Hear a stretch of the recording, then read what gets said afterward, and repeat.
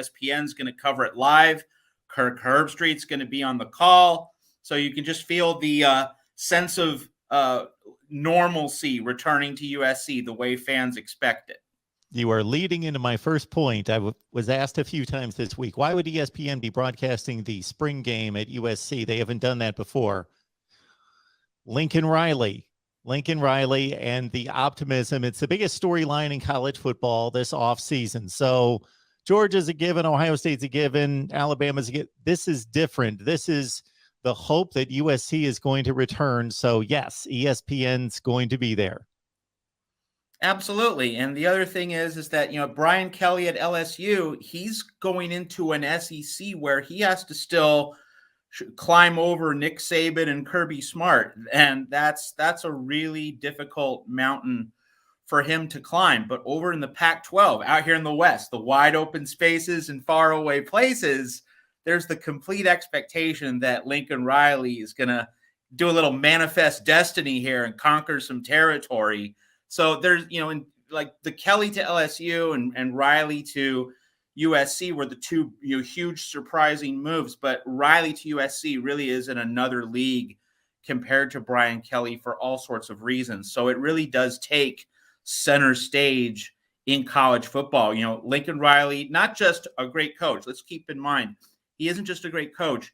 He has that roaring offense. I mean, he's a sexy coach in the sense that he likes to play attractive, stylish football. So you bring that to Los Angeles, a place that loves it, the style along with the substance. It's just this irresistible marriage. We got to see how it's going to work out. And of course, myself, USC fans, most people who cover USC fully expect, Lincoln Riley to reach the absolute heights in the course of time. Maybe not in year one, but certainly in like 3 years, he should have this program at the playoff level, competing for national championships. So you have that allure. But for any skeptics, people in the state of Oklahoma chiefly, there is that possibility of, wow, what if there is this Anna Karenina style train accident? That there are some people who are wanting this to go completely off the rails. So either in success or failure, it's an irresistible story in ways that other programs, other spring games, they simply don't even come close. And the other part, and I've talked about this on my USC podcast, is that, out here in the Pac-12, we've lived under Larry Scott for a decade. He's now out the door, finally, thankfully.